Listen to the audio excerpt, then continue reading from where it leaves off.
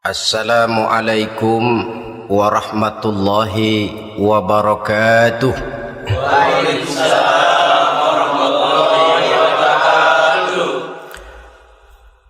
Alhamdulillahi rabbil alamin.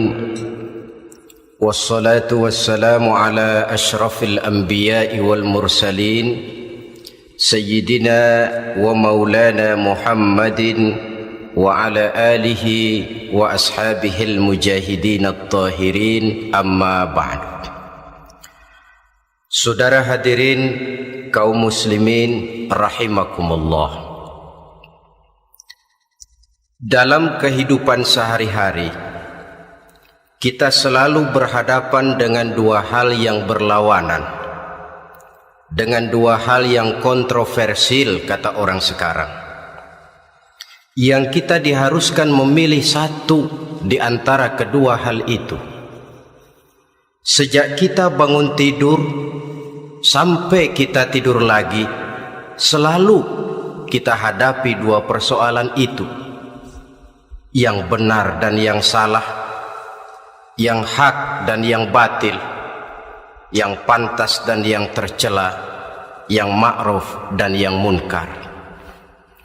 Persis seperti sebait lagu yang lagi ngepop dan banyak dinyanyikan anak sekarang, madu di tangan kananmu katanya, racun di tangan kirimu.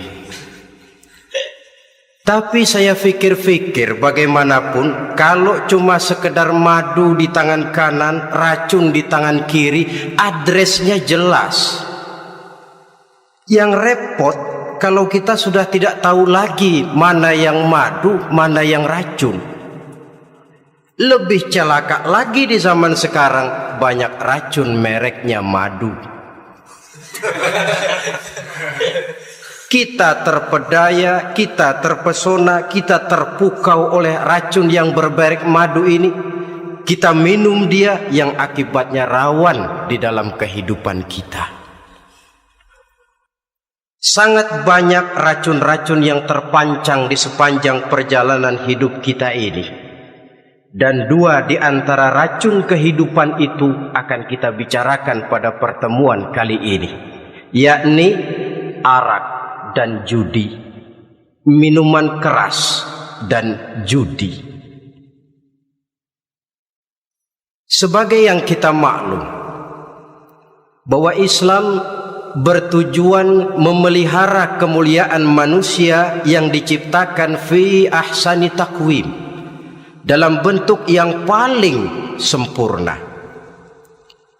Arak atau minuman keras jelas merupakan hal yang merusak dari berbagai aspek kehidupan, entah kesehatan tubuh, entah pertumbuhan akal, ketentraman rumah tangga, ketentraman masyarakat, bangsa dan negara. Cobalah sejenak kita adakan penyelidikan. Kalau masuk kita ke dalam penjara, melihat sel-sel di sana, berapa banyak yang mendekam di sel karena urusan minuman keras. Masuk kita ke rumah sakit, berapa banyak yang dirawat akibat minuman keras, akibat stres yang dialaminya. Berapa banyak rumah tangga berantakan, berapa banyak pembunuhan terjadi, pemerkosaan terjadi akibat daripada minuman keras ini. Yang paling ironi kalau dia sudah menyerang anak-anak muda kita. Padahal kita tahu remaja pemuda adalah bentuk miniatur daripada kehidupan suatu bangsa. Akan bagaimana warna Indonesia 20, 30, 40 tahun yang akan datang, remaja dan pemuda kita jawabannya. Bahkan dari segi agama pun, akan bagaimana warna Islam di Indonesia 20, 30 tahun yang akan datang, remaja itu pula jawabannya.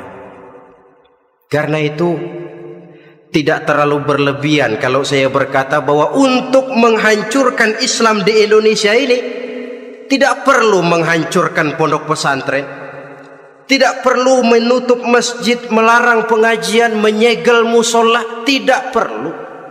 Untuk menghancurkan Islam di Indonesia cukup dengan meracuni remaja, pemuda, pemudi Islam di Indonesia. Kalau mereka sudah diracuni, dijauhkan dari agamanya, masalahnya tinggal menunggu pergantian generasi.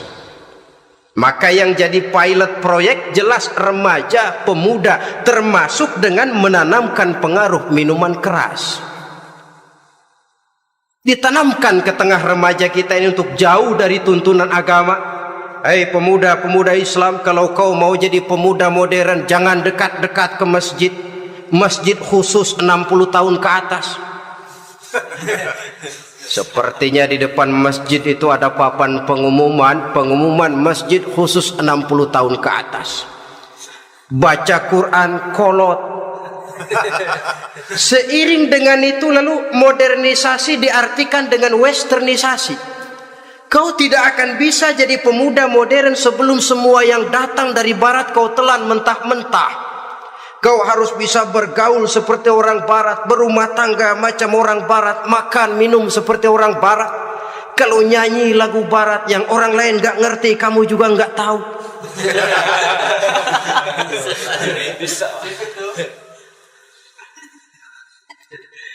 Anutlah itu free love, yang pada gilirannya akan mengarah kepada free sex alias samenleven. Isaplah itu ganja, morfin, narkotik. Jikalau sudah terlena kita dengan itu, maka kehancuran suatu bangsa sesungguhnya sudah dimulai. Penyakit minuman keras ini bukan cuma penyakit zaman ini. Masyarakat yang dihadapi oleh Rasulullah Sallallahu Alaihi Wasallam 14 abad yang lalu juga masyarakat yang kemaruk dengan minuman keras. Arab jahiliyah kalau sudah minum arak mabuk, tidak cuma minum, dia mandi pakai arak. Sistem pendidikan yang disampaikan Islam bijaksana. Mula-mula diberikan gambaran bahwa arak itu walaupun ada manfaatnya tapi ada bahayanya, dan bahayanya jauh lebih besar daripada manfaatnya. Tahap kedua diberikan pesan jangan mendekati solat dalam keadaan mabuk. Padahal solat 1 hari 1 malam 5 kali, artinya makin jauh saja dia dari arak itu.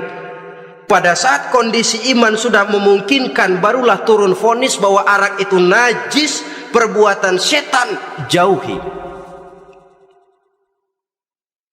Yang ironi yang saya katakan tadi, racun mereknya madu.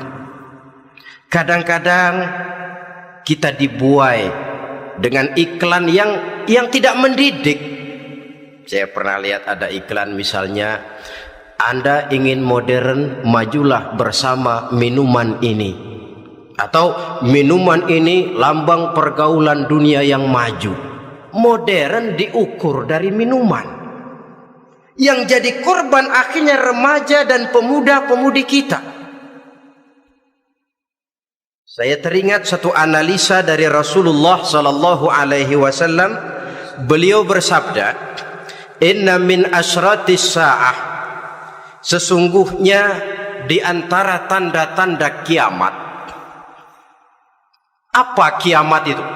Dalam arti yang umum, kiamat itu saat dimana alam ini hancur, bumi gempa, air laut tumpah ke darat, gunung meletus, planet-planet bertabrakan, lalu semua yang bernama hidup mati. Itu kiamat beneran. Saya nggak mau cerita kiamat beneran sebab saya sendiri nggak kepengen ngalamin.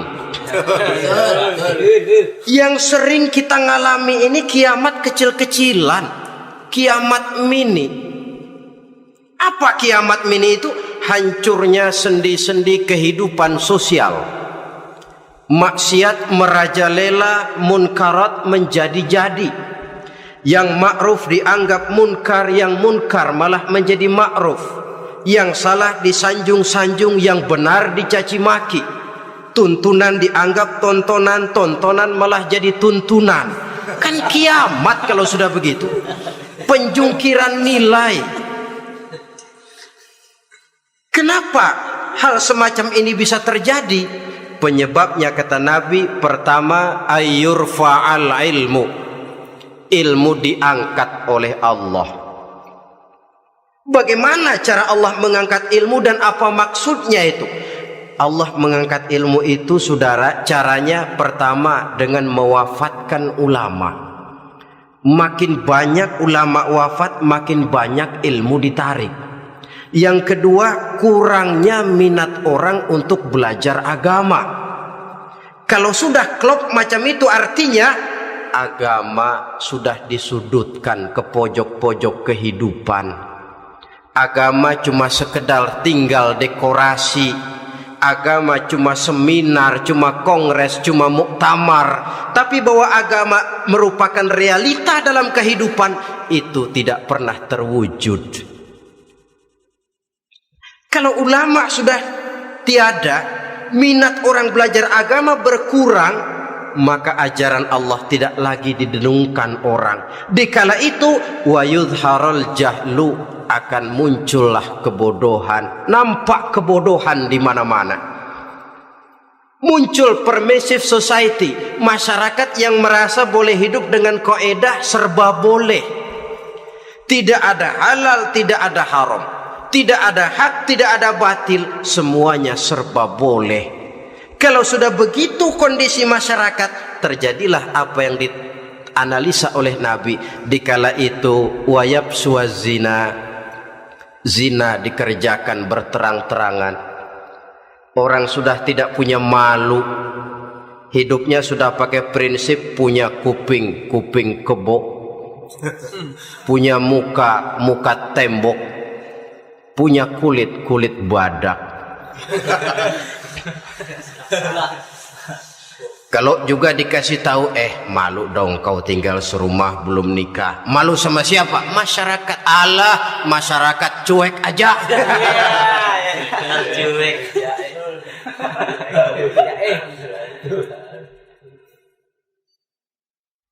Bukankah realita kalau kita ikuti surat-surat kabar, berapa banyak sudah gadis-gadis bergelimpangan jadi korban? Berapa banyak bayi-bayi yang lahir ke alam ini tanpa harus tahu kemana dia mesti manggil bapak, yang akhirnya mengalami keterakisan, dimasukkan ke dalam kantong plastik, dibuang ke tempat sampah.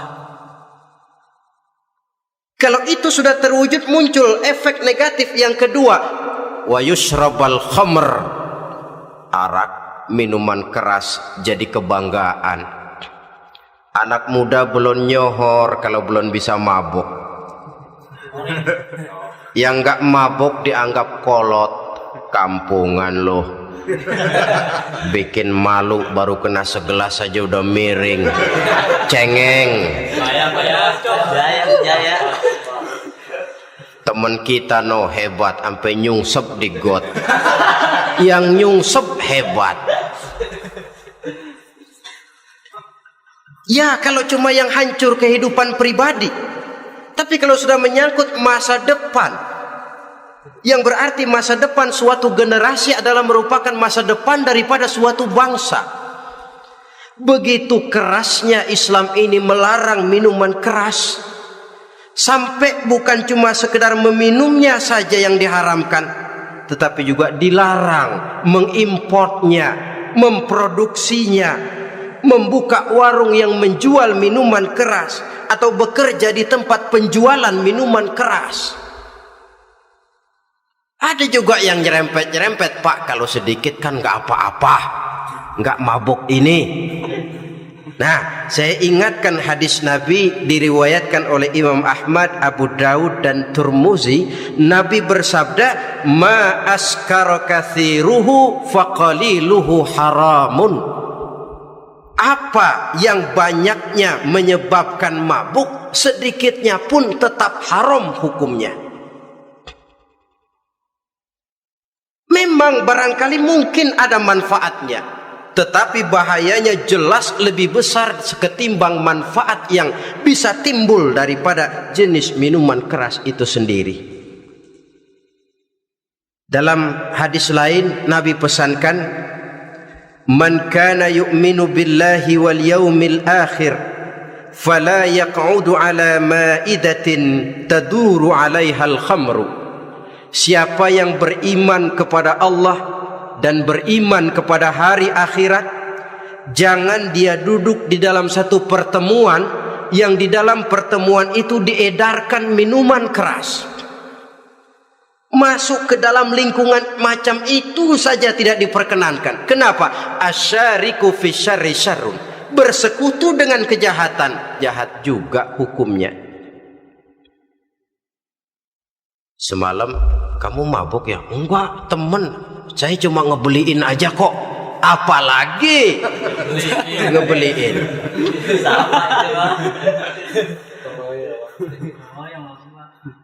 Sebab apa? Dalam keadaan mabuk, orang tidak lagi bisa berpikir secara logik. Daya kontrol hilang, artinya perbuatan sudah tidak terkontrol lagi. Yang pertama. Yang kedua, IQ tidak akan tumbuh dan berkembang secara normal seperti yang kita harapkan. Yang ketiga, harga diri akan runtuh hancur di tengah masyarakat. Bayangkan kalau tengah malam kita digotong orang, diantar ke rumah kita. Dengan kondisi macam itu masih punya muka kita untuk tegak di tengah masyarakat. Masih punya harapan kita untuk tumbuh menjadi pemimpin. Sementara orang terkenang, dia kan yang kemarin malam gua gotong, dia lagi mabuk. Harga diri, kepribadian. Jangan lupa saudara, kita hidup di tengah masyarakat. Masyarakat itu punya hukum yang tidak tertulis, tapi lebih kuat dan lebih kejam daripada hukum tertulis. Orang bilang, sekali arang tercoreng di dahi, seumur hidup orang akan tetap ingat.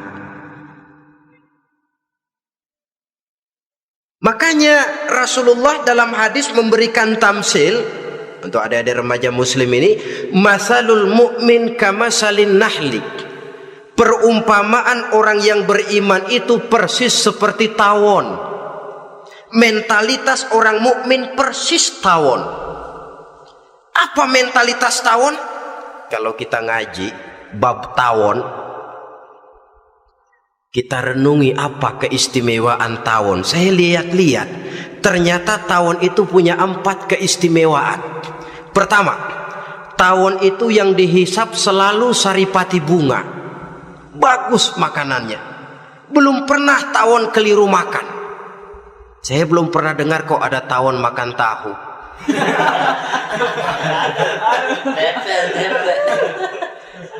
Yang dimakan selalu saripati bunga. Artinya apa? Orang mukmin perutnya itu perut selektif. Yang dimakan yang baik-baik, yang diminum yang baik-baik. Yang baik menurut agama itu adalah yang halal, thayyibat. Perutnya selektif, bukan perut asbak. Kalau asbak puntung apa saja masuk ke dalamnya. Tapi mukmin perutnya ini selektif. Daging kambing masuk, tahu masuk, kangkung masuk, kodok minggir. Air kelapa minum, kopi minum. Tapi kalau sudah berbau minuman keras, minggir. Sebab apa? Makanan dan minuman yang kita masukkan ke dalam perut besar ini akan digiling dalam perut besar, akan melahirkan energi, menggerakkan sel-sel pembuluh saraf. Kalau makanan dan minuman itu terdiri dari yang haram, energi yang ditimbulkan olehnya energi yang haram, mempengaruhi sel-sel pembuluh saraf. Orang akan cenderung berpikir yang haram kalau terlalu sering memakan makanan haram. Kalau sudah berpikir kepada yang haram, perbuatan pun akan mengarah kepada yang haram juga. Contoh kecil aja dah, ada nggak maling mikirin majelis taklim? Ada. Karena yang dimakan lebih banyak yang haram, yang dipikir paling-paling nanti malam rumah siapa lagi nih ya? Sudah mengarah ke sana.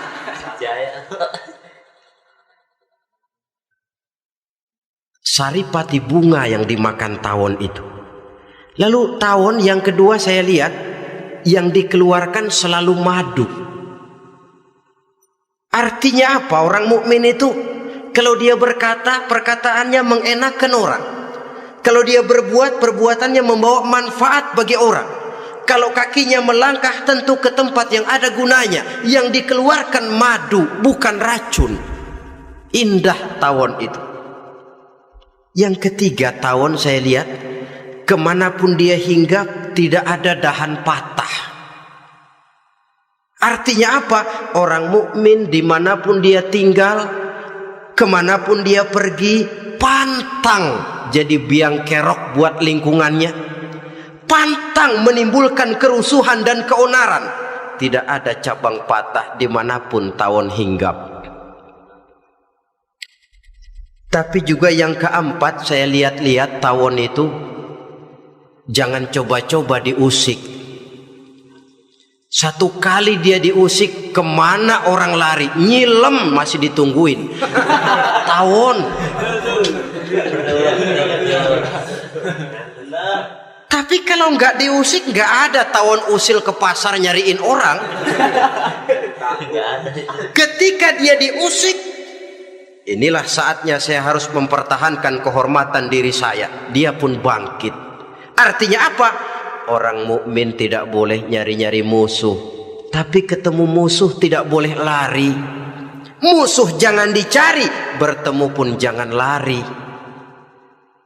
Mentalitas orang mukmin seperti tawon, yang dimakan baik, yang dikeluarkan baik, kemana dia tinggal tidak menimbulkan keonaran buat masyarakat, tapi juga sanggup menjaga dan mempertahankan kehormatan dirinya.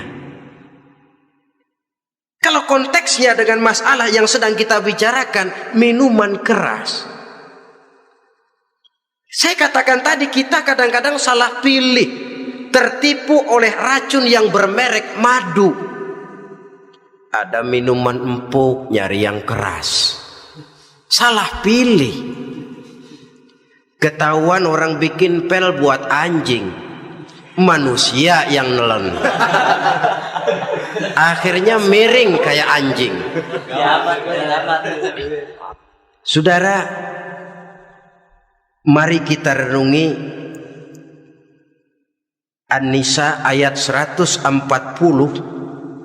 Allah Subhanahu wa taala mengingatkan, "Qad nazzala 'alaikum fil kitabi an idza sami'tum ayati Allahi yukfaru biha wa yustahza'u biha fala taq'udu ma'ahum hatta yakhudu fi haditsin ghairihi innakum idzam misluhum." Sungguh, kata Allah, telah diturunkan kitab Al-Quran ini kepada kamu, yang apabila kamu dengar ayat-ayat Allah itu diingkari orang, diejek-ejek orang, fala taq'udu ma'ahum, jangan kamu duduk bersama orang-orang semacam itu. Bagaimana mengejek ayat-ayat Allah? Misalnya, tahu kalau minuman keras itu diharamkan, tapi masih minum juga, itu kan mengejek ayat namanya. Duduk di majelis semacam itu dilarang oleh Quran. Kenapa? Innakum izam misluhum. Kalau kamu juga duduk di majelis semacam itu, kau dan mereka sama saja, kata Quran. Sama saja. Tahu kalau minuman yang memabukkan itu diharamkan agama, tapi diminumnya juga mengejek ayat Allah. Duduk di tengah kelompok mereka berarti ikut mengejek ayat Allah. Dekat saja pun jangan, entahlah lagi sampai meminumnya. Maaf, bukankah Allah menurunkan Al-Quran kepada manusia? Kata Imam Al-Ghazali, persis, maaflah, seperti gubernur berkirim surat kepada Pak Lurah. Dalam suratnya Pak Gubernur bilang, Pak Lurah, tolong carikan tanah di daerah Kebayoran untuk sekolah 6.000 meter. Pak Lurah dapat surat dari Pak Gubernur, bangga bukan main. Itu surat sore, pagi, siang, malam dibaca, ditaruh di tempat yang tinggi, diberikan minyak wangi, mau diambil dicium dulu, dibawa dengan penuh hormat dan hati-hati. Tapi tanah yang dipesan Pak Gubernur tidak dicari-cariin. Penghargaan macam apa ini? Nanti gubernur cek, Pak Lurah, siapa? Sudah terima surat saya? Sudah Pak, sudah. Bagus. Lalu bagaimana? Aduh Pak, surat Bapak sore pagi siang malam saya baca. Bagus. Apalagi Lurah? Surat Bapak saya taruh di tempat yang tinggi Pak. Saya pakaiin minyak wangi. Mau saya ambil, saya cium dulu. Saya bawa dengan penuh hormat dan hati-hati. Bagus Lurah, kau memang hormat sama atasan. Cuman Lurah, tanahnya udah dicariin belum? Nah yang itu belum tuh Pak. Belum. Kata gubernur, bagus Lurah, besok berhenti lo ya.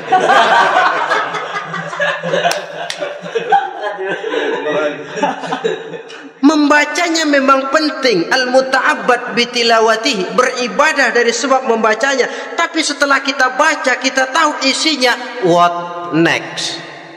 Mau apa kita dengan isinya itu? Jangan yang kita baca kita injak-injak. Itulah ironinya, bagaimana Quran itu mau membawa keberkahan dalam hidup ini. Kalau yang kita baca sering kita injak-injak.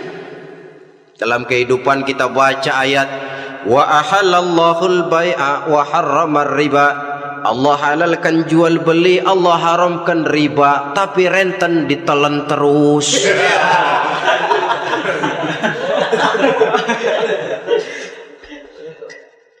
Kita baca ayat wa'tasimu bihablillahi jami'an wa la tafarraqu.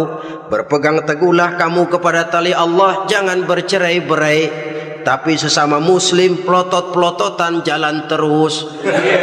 Janganlah yang sesama muslim kadang-kadang yang mengklaim dirinya sebagai pemimpin Islam kelihatannya juga sikut-sikutan jalan terus.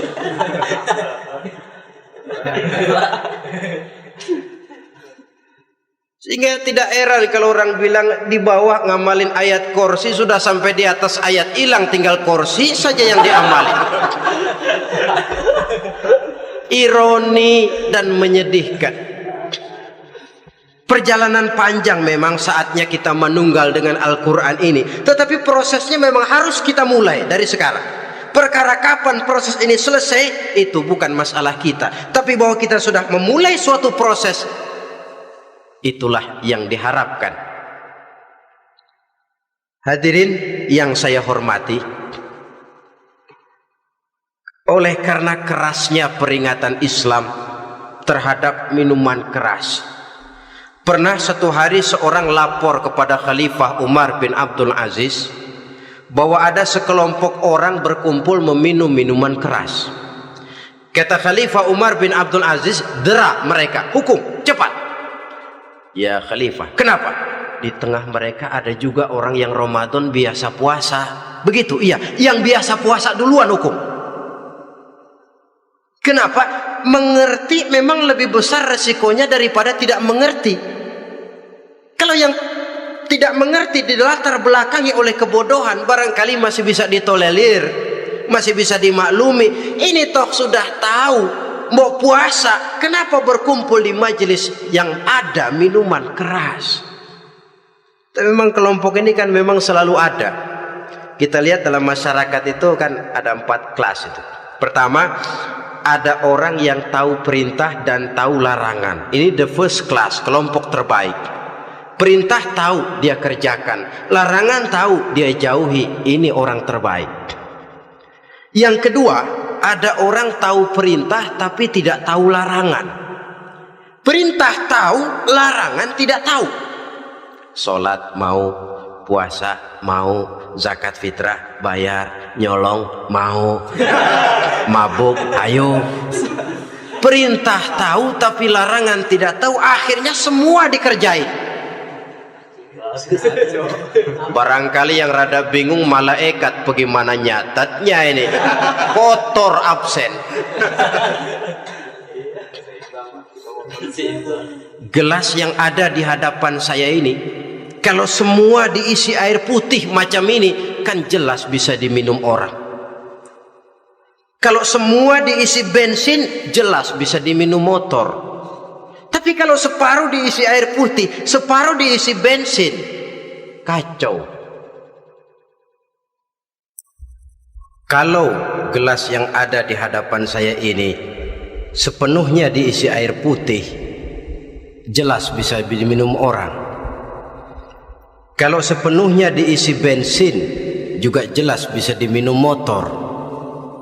Yang repot kalau separuh diisi air putih, separuh diisi bensin. Kacau statusnya. Orang minum mabuk, motor minum pun mogok. Dijual juga tidak laku barang campuran.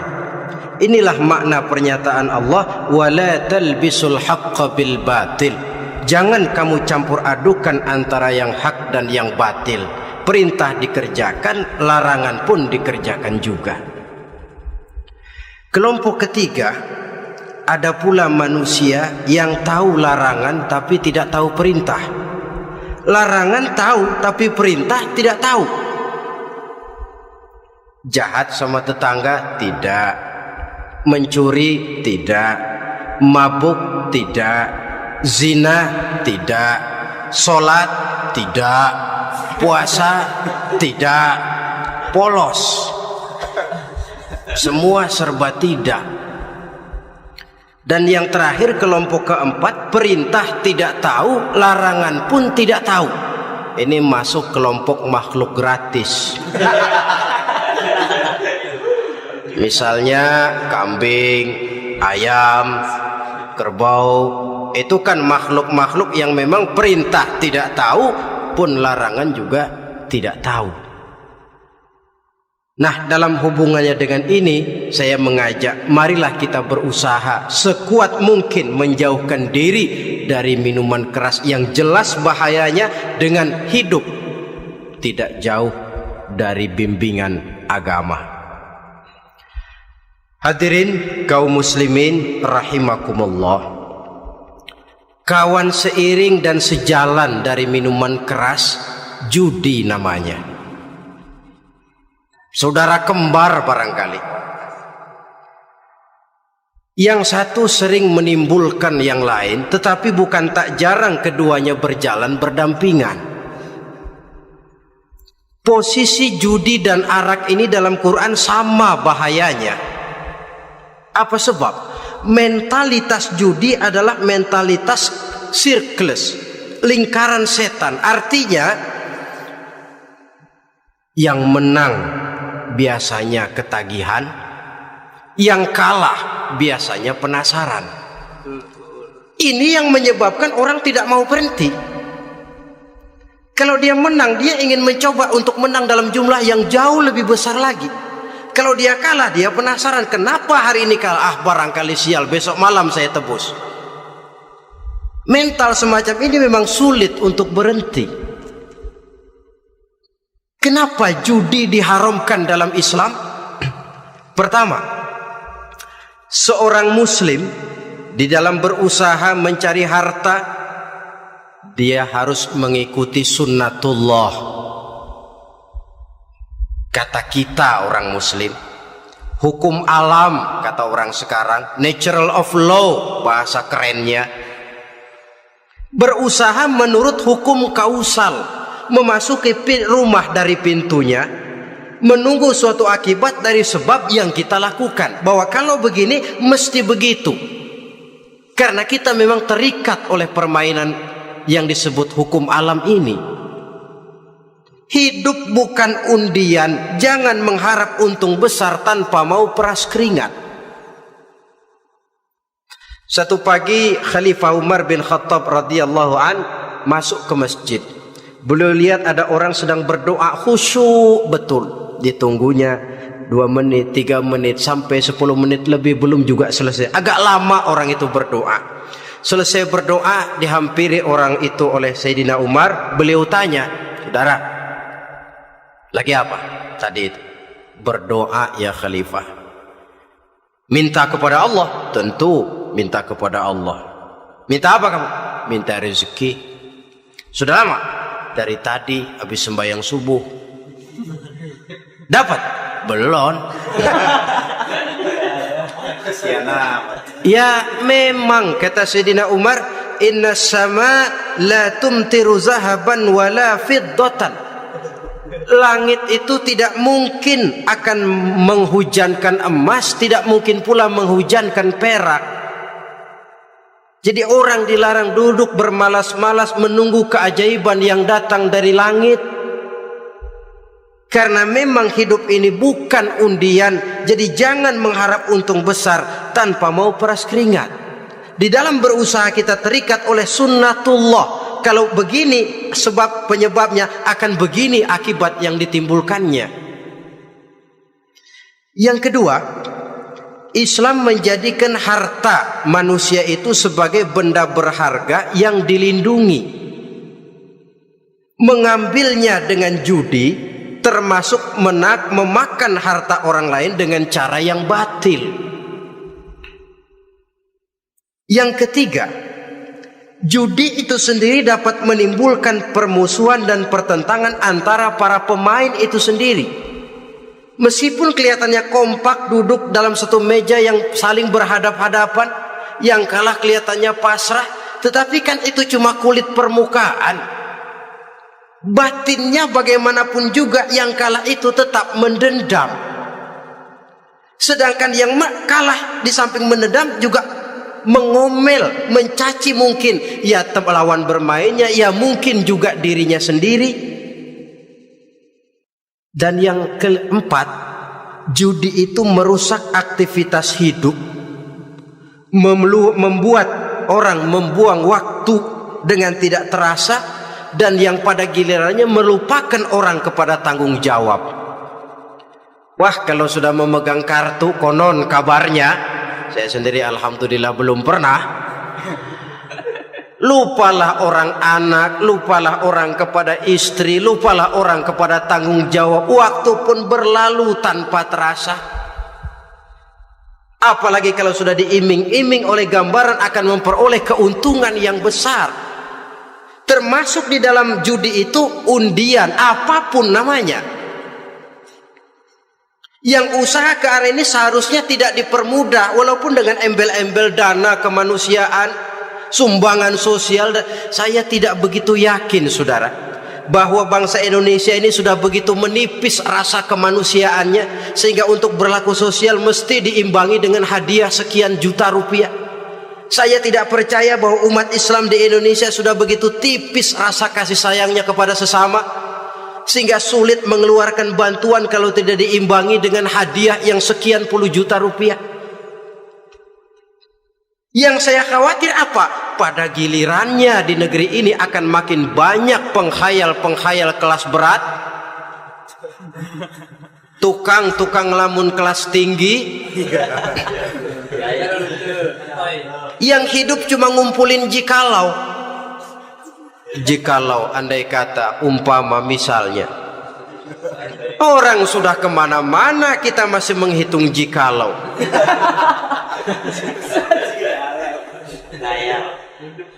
Orang boleh saja mengharap burung terbang tinggi, tapi punai di tangan jangan dulu dilepas.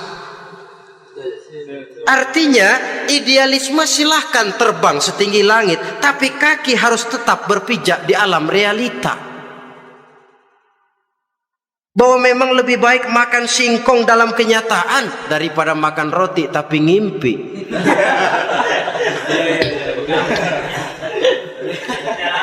Kadang anaknya menangis, Pak minta jajan, ada uang 200 rupiah. Sudahlah sabar, kau jangan jajan, nanti bapak beliin kalau tembus 100 juta nih. Akhirnya yang 100 juta tidak, anak pun kelaparan. Bukankah akan jadi masalah bagi semuanya? Belum lagi rasa sayang kepada harta yang sudah dia miliki, entah itu tanah, rumah, kendaraan. Kalau sudah kadangkala di meja judi, hilang rasa sayang kepada benda itu. Ada rumah-rumahnya dilelang, ada kendaraan-kendaraan jadi taruhan, ada jam tangan pun copot tanpa terasa. Maka berapa banyak rumah tangga berantakan, istri minta cerai, orang jadi nekat merampok, orang jadi nekat mencuri, korupsi kalau dia pejabat. Akibat apa ini? Pengaruh yang namanya judi. Saudara kaum muslimin, ma'asyiral muslimin rahimakumullah. Itu sebabnya di dalam surah Al-Maidah ayat 90 Allah menekankan, innamal khamru wal maisir wal ansab wal azlam rijsun min amali syaitan fajtanibuhu la'allakum tuflihun. Sesungguhnya arak, judi, berhala, mengundi nasib itu rijsun. Ya Allah, jarang benar Quran menggunakan kalimat rijsun. Rijsun ini sudah merupakan puncak kekotoran. Bapak moyangnya najis, itu rijsun. Najisnya bapak. Rijsun, kotor. Sudah kotor ditambah pula min amali syaitan, pekerjaan setan. Fajtanibuhu, jauhi. Jangan sampai main, dekat saja tidak boleh, jauhi. La'allakum tuflihun, jikalau kamu mau menjadi orang-orang yang beruntung. Sejarah tidak pernah mencatat ada orang jadi miliuner karena judi. Sejak David Rockefeller sampai Aristotle Onassis, orang-orang kaya top di dunia, mereka kaya bukan karena judi, tapi karena kemauan peras keringat, banting tulang, mau memulai sesuatu dari kenyataan yang real di depan mata. Sebab apa? Hidup ini memang perjuangan. Janganlah kita ingin hidup dengan satu prestasi, ingin tetap hidup seperti apa adanya sekarang ini saja, toh kita harus berjuang. Apalagi ingin hidup lebih baik, lebih terhormat, lebih mudah. Hidup perjuangan. Perjuangan berarti pengorbanan. Berani hidup artinya berani berjuang. Berani berjuang maksudnya rela berkorban. Takut berkorban, jangan berjuang. Tidak mau berjuang, berhenti hidup. Mati. Itu logika. Dan bagaimanapun saya yakin lebih baik berkorban daripada menjadi korban. Kalau sekarang kita berkorban, peras keringat, banting tulang, berusaha secara sunnatullah untuk menghidupi anak, istri, keluarga, pada satu saat kita tidak akan menjadi korban kebrutalan anak-anak kita sendiri. Kalau mereka dibesarkan dan tumbuh berkembang oleh hasil yang diperoleh dari meja judi. Ayat 91 Al-Maidah ini lebih memperkuat lagi. Kalau itu arak,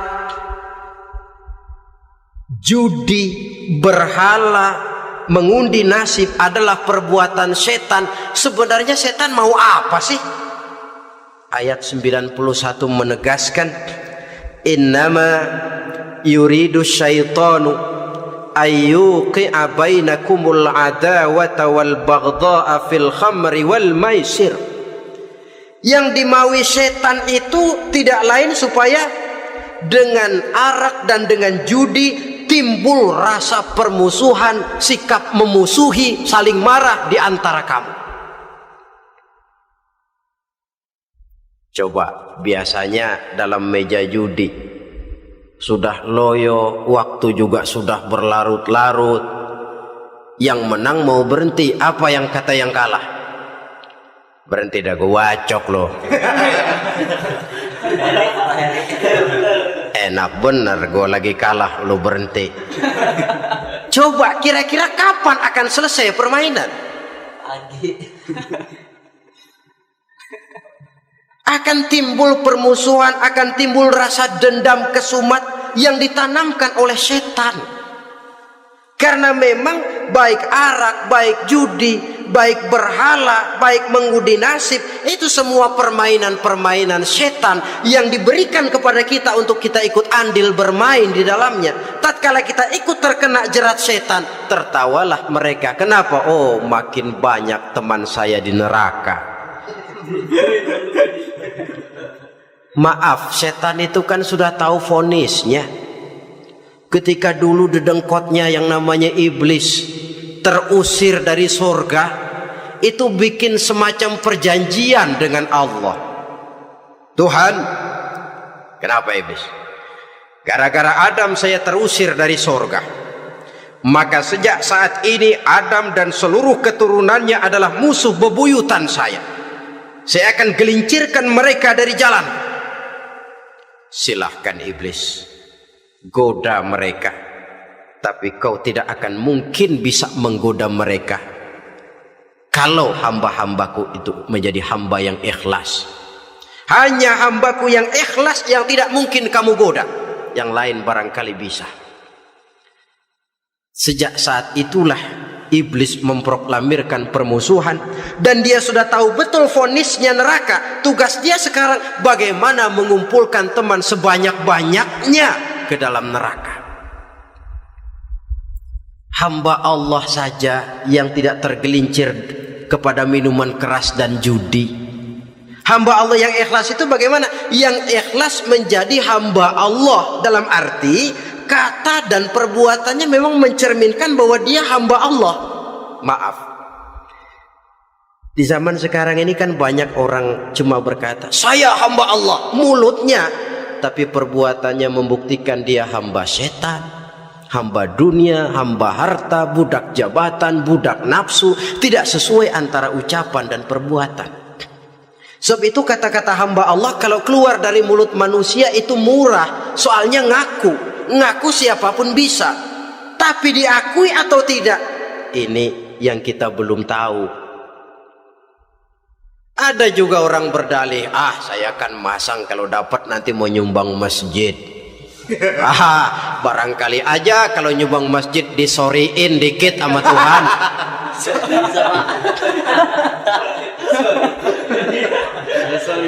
Apa bisa begitu? Saudara, kita tidak mungkin mencuci kain dengan air najis. Innallaha thayyibun, kata Nabi, la yaqbalu illa thayyiba. Allah itu baik dan hanya menerima yang baik. Bahwa dalam Islam tujuan yang baik harus dicapai dengan prosedur yang baik. Bahwa niat menyumbang masjid bagus, tapi hasil daripada judi atau undian tidak akan menyampaikan kita kepada tujuan itu. Tidak boleh mencuri kain walaupun niatnya untuk sholat. Kalau nyolong kain niatnya buat sembayang, dimaafin kali. Walaupun sholatnya sah, mencuri kainnya tetap saja dosa. Islam tidak menghalalkan segala cara untuk mencapai suatu tujuan. Bahwa tujuan yang baik harus dicapai dengan cara yang baik juga. Dan penyakit judi ini juga bukan penyakit baru.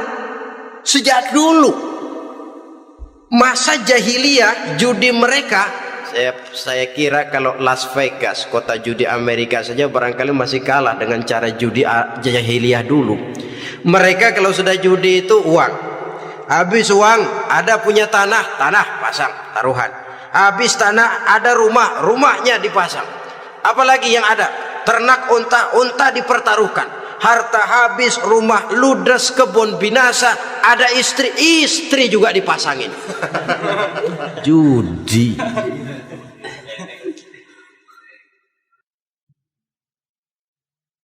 Kita sebagai muslim oleh Al-Quran dijelaskan orang yang mempunyai dua tujuan hidup.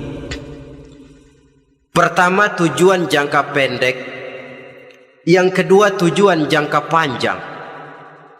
Tujuan jangka pendek dunia dan seluruh isinya. Tujuan jangka panjang adalah akhirat dan ridho Allah. Ini yang terpantul dalam doa setiap kita. Rabbana atina fid dunya hasanah wa fil akhirati hasanah. Tercapai tujuan jangka pendek fid dunya hasanah, dan tujuan jangka panjang wa fil akhirati hasanah. Untuk mencapai tujuan jangka pendek, merangkul dunia dan seluruh isinya, apa yang jadi modal utama? Pertama, pendidikan. Makin tinggi jenjang karier pendidikan yang kita tempuh, rasa-rasanya makin mudah menjangkau dunia dan isinya. Yang kedua, pengalaman, tenaga expert masih tetap diperlukan. Makin banyak pengalaman, makin mudah menjangkau dunia. Yang ketiga, dan ini ada tapi tidak bisa dijadikan pegangan, faktor nasib, faktor kebetulan ada tapi tidak bisa dijadikan pegangan mutlak. Pendidikan, pengalaman, ingin menjangkau fid dunia hasanah, ini modal utama. Lalu untuk mencapai fil akhirati hasanah, prestasi ibadah. Bagaimanapun tinggi pangkat dan jabatan kita, bagaimanapun banyak gelar kita sandang, tanpa prestasi ibadah, nol besar kita dalam pandangan Allah. Itu sebabnya kita sholat. Jadi tidak beralasan kalau orang ditanya, kenapa sih kamu nggak sholat? Ah, tetangga saya sholat melarat terus. Memang sholat itu bukan untuk mencari uang kok. Kalau ada orang yang rajin sholat, rezekinya kelihatan lancar, itu cuma sekedar persekot. Uang muka, cashnya tetap di akhirat nanti. Efeknya apa? Karena kita punya tujuan jangka panjang, mengharap ridho Allah di akhirat. Cara kita mencapai tujuan jangka pendek dibatasi oleh pertanyaan, Allah ridho apa enggak? Kita cari uang, tapi pertanyaan pokok, Allah ridho enggak cara ini? Kita mengejar kedudukan, tapi Allah ridho enggak dengan cara ini? Ini yang menyebabkan kita lantas tidak lalu menghalalkan segala cara. Yang penting tujuan tercapai, cara apapun halal. PKI kan cuma PKI yang berprinsip asal tujuan tercapai, cara apapun halal. Dan kita sudah sepakat PKI dan seluruh ajarannya tidak berhak hidup di bumi Pancasila ini. Cuma jangan sekedar PKI-nya dikutuk tapi ajarannya dipakai.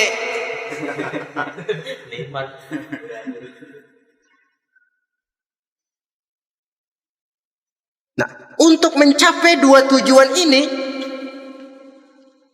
Islam mengajarkan sistem keseimbangan. Sehingga Nabi sabdakan, "I'mal lidunyaka ka'annaka ta'ishu abada, wa'mal li akhiratika ka'annaka tamutu ghada." Bekerjalah buat duniamu seolah-olah kau akan hidup untuk selamanya, tetapi bekerjalah untuk akhiratmu seolah-olah kau akan mati besok. Jadi kalau kita sudah sholat menghadap Allah, usolli fardal maghrib, Allahu Akbar, ingat seolah-olah kita akan mati besok supaya timbul khusyuknya. Tapi kalau kita sudah bekerja, kuliah, bekerja, belajar di tempat tugas, ingat seolah-olah kita akan hidup selamanya supaya timbul gairah kerja. Jangan dibalik.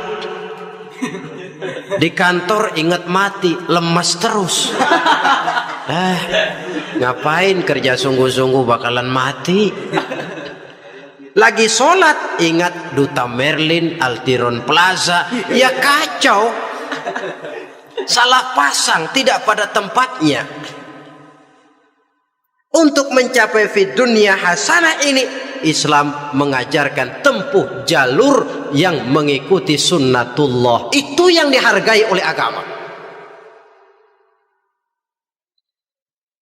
Terikat oleh hukum kausal bahwa kalau ini yang saya usahakan hasilnya akan begini. Perkara nanti hasil tidak seperti yang kita harapkan, baik sangkalah kita kepada Allah. Sebab kita tidak tahu rahasia apa di belakang itu. Kadang orang mengeluh, habis saya rajin sholat tapi rezeki seret, berhenti aja dah. Kita tidak tahu rahasia di belakang itu. Pernah hadirin, satu hari seorang petani, dia selesai bekerja di ladang, istirahat. Dia tidur di bawah sebuah pohon beringin. Di sebelah pohon beringin itu ada pohon labu. Dia berpikir, kalau saya lihat-lihat Tuhan nggak adil katanya. Masa pohon beringin pohonnya besar, buahnya kecil. Pohon labu pohonnya kecil, buahnya gede. Tuhan bukan arsitek ulung ini.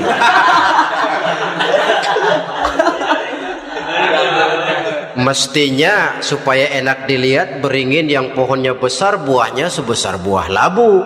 Pohon labu yang pohonnya kecil buahnya kecil saja sebesar buah beringin. Tidak adil Tuhan. Baru dia selesai berpikir Tuhan tidak adil, jatuh sebutir buah beringin tepat menimpa hidungnya. Dia terkejut. Astagfirullahalazim. Kalau begitu saya sadar, katanya, Tuhan benar-benar adil. Coba kalau buah beringin segede buah labu. Waduh, kayak apa muka saya ini?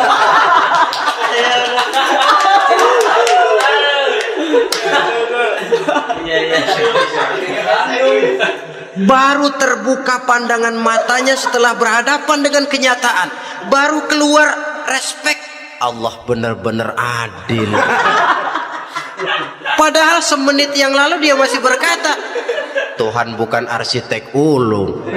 Tapi semenit kemudian setelah berhadapan dengan kenyataan yang real dia hadapi, wah, Allah benar-benar adil.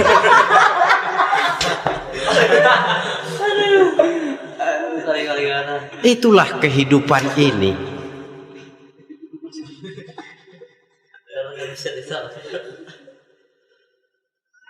Saudara hadirin yang saya hormati, karena itu baik arak baik judi dua-duanya merupakan bahaya laten yang tidak hanya mengancam kehidupan agama tetapi juga masyarakat, bangsa dan negara, apalagi kalau sudah jatuh kepada generasi penerus. Dan yang bagaimanapun juga saya berpikir sebenarnya remaja, pemuda, pemudi kita cuma korban dari suatu sistem. Sebab ini merupakan tanggung jawab bersama. Ulama mubalik macam saya paling wewenangnya cuma ngomong. Yang punya SK untuk memberhentikan pabrik minuman keras itu kan Menteri Perindustrian. Tangan-tangan eksekutif. Sehingga kalau Nabi katakan, man ra'a minkum munkaran falyughayyir biyadihi wa illam yastati' fa bilisanihi wa illam yastati' fa biqalbihi. Apabila salah seorang kamu melihat suatu kemunkaran, termasuk minuman keras dan judi di dalamnya, rubah itu. Dengan cara apa? Kalau kau mampu dengan tangan, artinya power, kekuatan. Kalau dengan tangan tidak mampu, ini orang kalau gue pukul gue yang melintir nih. Umpamanya, fabilisani, dengan lidah ngomong. Mas, saya senang sampean tinggal di sini, kampung kami tambah warga, tapi tolonglah jangan bawa pengaruh yang tidak baik. Kalau ternyata bicara pun tidak berani, fabiqalbi, cukup dalam hati, sekurang-kurangnya tidak ikut membenci kemungkaran dalam hati. Itulah kadar iman yang paling lemah. Ini secara umum. Tapi kalau hadis ini kita mau adakan semacam, katakan description of job, bahasa kerennya, kita adakan pembagian tugas. Siapa yang harus merombak kemungkaran dengan power? Penguasa, pemerintah, sebab dia punya aparat. Siapa yang merombak kemungkaran dengan lidah? Ulama, kiai, mubalik, ngomong. Siapa yang hanya merubah kemungkaran dalam hati? Kita umumnya rakyat lemah ini, yang mau ngomong gak berani tapi hati pegel. Nah, kalau sudah ada pembagian tugas semacam itu, insya Allah masing-masing akan berjalan pada relnya, dan pada akhirnya selamatlah kita, bangsa Indonesia, umat Islam pada khususnya, dari bahaya, baik bahaya minuman keras maupun bahaya judi. Menyelamatkan bangsa dan yang lebih lagi menyelamatkan masa depan kita. Sekianlah saudara pertemuan kita pada saat ini. Mudah-mudahan ada manfaatnya. Terima kasih atas segala perhatian. Mohon maaf atas segala kekurangan. Usikum wa nafsi bitaqwallah. Wassalamualaikum warahmatullahi wabarakatuh. Waalaikumsalam.